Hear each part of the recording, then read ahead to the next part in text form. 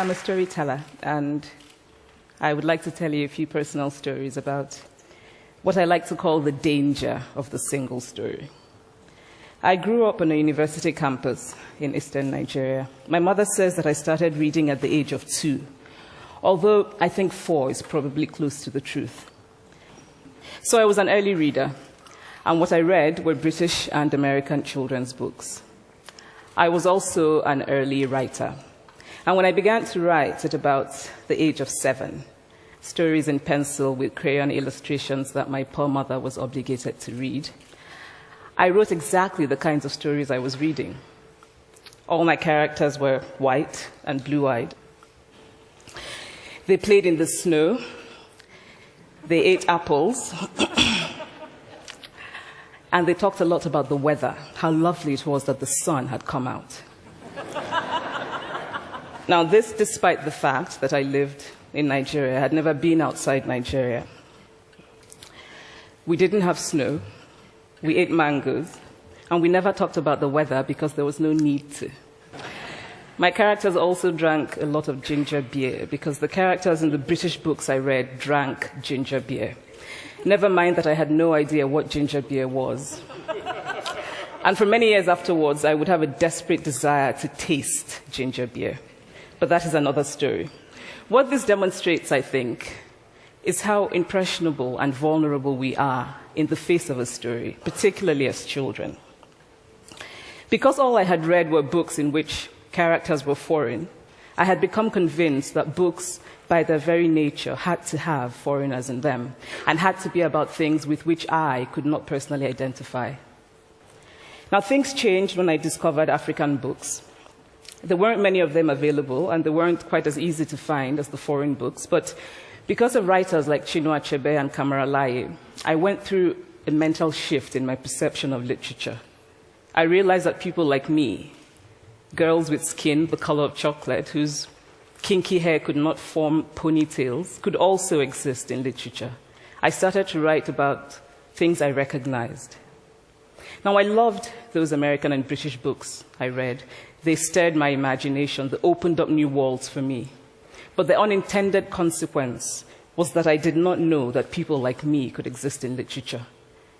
So what the discovery of African writers did for me was this. It saved me from having a single story of what books are. I come from a conventional middle-class Nigerian family. My father was a professor. My mother was an administrator. And so we had, as was the norm, live-in domestic help who would often come from nearby rural villages. So the year I turned 8, we got a new houseboy. His name was Fide. The only thing my mother told us about him was that his family was very poor. My mother sent yams and rice and our old clothes to his family. And when I didn't finish my dinner, my mother would say, "Finish your food. Don't you know people like Fide's family have nothing?" So I felt enormous pity for Fide's family. Then one Saturday, we went to his village to visit. And his mother showed us a beautifully patterned basket made of dyed raffia that his brother had made. I was startled. It had not occurred to me that anybody in his family could actually make something. All I had heard about them was how poor they were, so that it had become impossible for me to see them as anything else but poor. Their poverty was my single story of them. Years later, I thought about this when I left Nigeria to go to university in the United States. I was 19. My American roommate was shocked by me.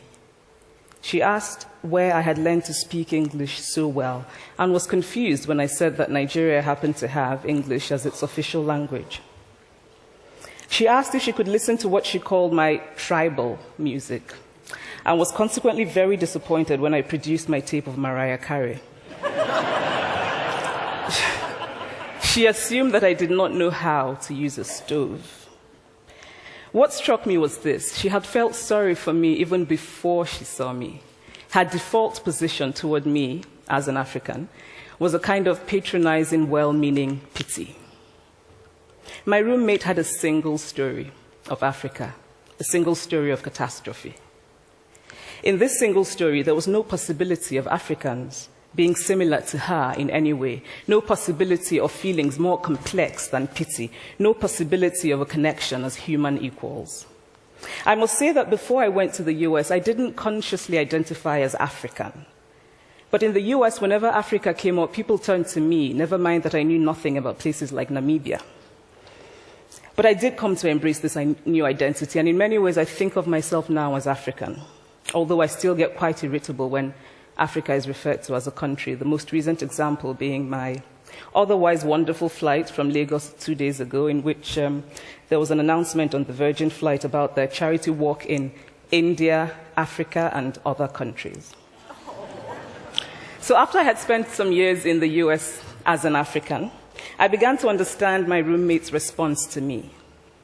If I had not grown up in Nigeria, and if all I knew about Africa were from popular images, I too would think that Africa was a place of beautiful landscapes, beautiful animals, and incomprehensible people fighting senseless wars, dying of poverty and AIDS, unable to speak for themselves, and waiting to be saved by a kind white foreigner. I would see Africans in the same way that I, as a child, had seen Fide's family. This single story of Africa ultimately comes, I think, from Western literature. Now, here's a quote from the writing of a London merchant called John Locke, who sailed to West Africa in 1561 and kept a fascinating account of his voyage. After referring to the black Africans as beasts who have no houses, he writes, "They are also people without heads, having their mouths and eyes in their breasts." Now, I've laughed every time I've read this, and one must admire the imagination of John Locke. But what is important about his writing is that it represents the beginning of a tradition of telling African stories in the West, a tradition of sub-Saharan Africa as a place of negatives, of difference, of darkness, of people who, in the words of the wonderful poet Rudyard Kipling, are half devil, half child. And so I began to realize that my American roommate must have, throughout her life, seen and heard different versions of this single story. As had a professor who once told me that my novel was not authentically African. Now, I was quite willing to contend that there were a number of things wrong with the novel, that it had failed in a number of places, but I had not quite imagined that it had failed at achieving something called African authenticity. In fact, I did not know what African authenticity was. The professor told me that my characters were too much like him, an educated and middle-class man. My characters drove cars. They were not starving. Therefore, they were not authentically African. But I must quickly add that I, too, am just as guilty on the question of the single story. A few years ago, I visited Mexico from the US. The political climate in the US at the time was tense, and there were debates going on about immigration. And, as often happens in America, immigration became synonymous with Mexicans. There were endless stories of Mexicans as people who were fleecing the healthcare system, sneaking across the border, being arrested at the border, that sort of thing. I remember walking around on my first day in Guadalajara, watching the people going to work, rolling up tortillas in the marketplace, smoking, laughing. I remember first feeling slight surprise, and then I was overwhelmed with shame. I realized that I had been so immersed in the media coverage of Mexicans that they had become one thing in my mind, the abject immigrant. I had bought into the single story of Mexicans, and I could not have been more ashamed of myself. So that is how to create a single story. Show a people as one thing, as only one thing, over and over again, and that is what they become. It is impossible to talk about the single story without talking about power. There is a word, an Igbo word, that I think about whenever I think about the power structures of the world, and it is nkali. It's a noun that loosely translates to be greater than another.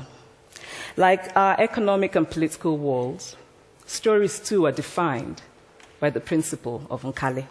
How they are told, who tells them, when they are told, how many stories are told, are really dependent on power. Power is the ability not just to tell the story of another person, but to make it the definitive story of that person. The Palestinian poet Mourid Barghouti writes that if you want to dispossess a people, the simplest way to do it is to tell their story and to start with secondly. Start the story with the arrows of the Native Americans and not with the arrival of the British, and you have an entirely different story. Start the story with the failure of the African state and not with the colonial creation of the African state, and you have an entirely different story. I recently spoke at a university where a student told me that it was such a shame that Nigerian men were physical abusers like the father character in my novel. I told him that I had just read a novel called American Psycho, and that it was such a shame that young Americans were serial murderers. Now,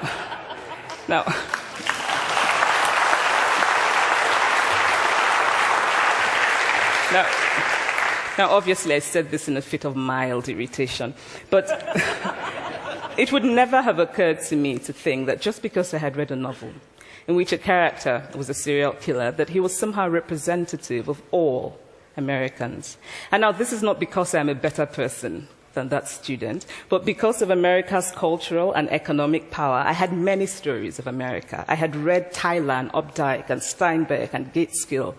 I did not have a single story of America. When I learned some years ago that writers were expected to have had really unhappy childhoods to be successful, I began to think about how I could invent horrible things my parents had done to me. But the truth is that I had a very happy childhood, full of laughter and love, in a very close-knit family. But I also had grandfathers who died in refugee camps. My cousin, Polly, died because he could not get adequate health care. One of my closest friends, Ukuloma, died in a plane crash because our fire trucks did not have water. I grew up under repressive military governments that devalued education so that sometimes my parents were not paid their salaries. And so as a child, I saw jam disappear from the breakfast table. Then margarine disappeared. Then bread became too expensive. Then milk became rationed. And most of all, a kind of normalized political fear invaded our lives. All of these stories make me who I am. But to insist on only these negative stories is to flatten my experience and to overlook the many other stories that formed me. The single story creates stereotypes, and the problem with stereotypes is not that they are untrue, but that they are incomplete. They make one story become the only story. Of course, Africa is a continent full of catastrophes, the immense ones, such as the horrific rapes in Congo, and depressing ones, such as the fact that 5,000 people apply for one job vacancy in Nigeria. But there are other stories that are not about catastrophe, and it is very important, it is just as important to talk about them.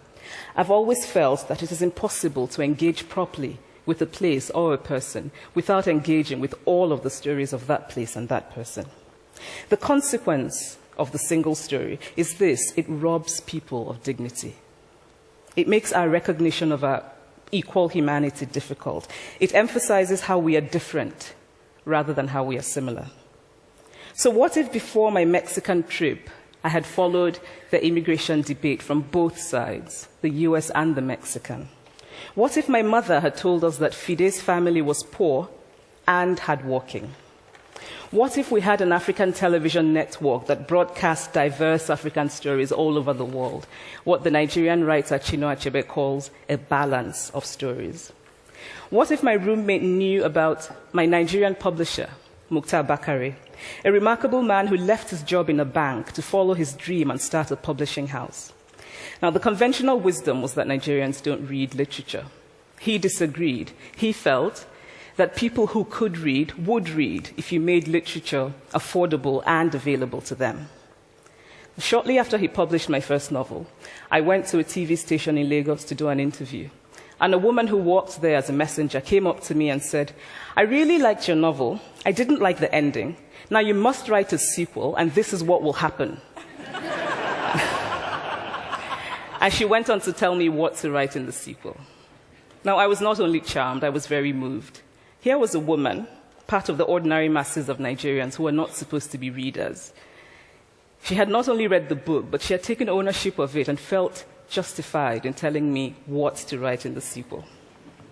Now, what if my roommate knew about my friend, Fumi Yonda, a fearless woman who hosts a TV show in Lagos and is determined to tell the stories that we prefer to forget? What if my roommate knew about the heart procedure that was performed in a Lagos hospital last week? What if my roommate knew about contemporary Nigerian music, talented people singing in English and Pidgin and Igbo and Yoruba and Ijo, mixing influences from Jay-Z to Fela to Bob Marley to their grandfathers? What if my roommate knew about the female lawyer who recently went to court in Nigeria to challenge a ridiculous law that required women to get their husband's consent before renewing their passports? What if my roommate knew about Nollywood, full of innovative people making films despite great technical odds? Films so popular that they really are the best example of Nigerians consuming what they produce. What if my roommate knew about my wonderfully ambitious hair braider who has just started her own business selling hair extensions? Or about the millions of other Nigerians who start businesses and sometimes fail, but continue to nurse ambition? Every time I am home, I am confronted with the usual sources of irritation for most Nigerians: our failed infrastructure, our failed government, but also by the incredible resilience of people who thrive despite the government rather than because of it.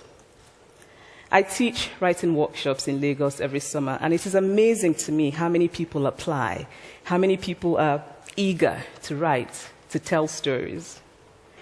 My Nigerian publisher and I have just started a non-profit called Farafina Trust, and we have big dreams of building libraries and refurbishing libraries that already exist and providing books for state schools that don't have anything in their libraries, and also of organizing lots and lots of workshops on reading and writing for all the people who are eager to tell our many stories. Stories matter. Many stories matter. Stories have been used to dispossess and to malign, but stories can also be used to empower and to humanize. Stories can break the dignity of a people, but stories can also repair that broken dignity. The American writer Alice Walker wrote this about her southern relatives who had moved to the north, and she introduced them to a book about the southern life that they had left behind.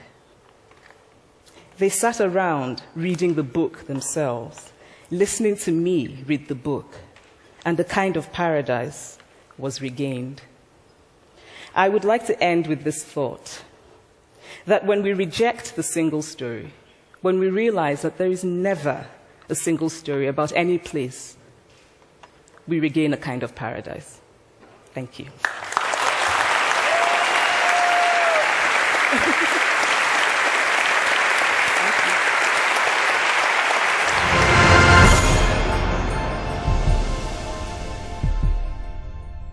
Thank you.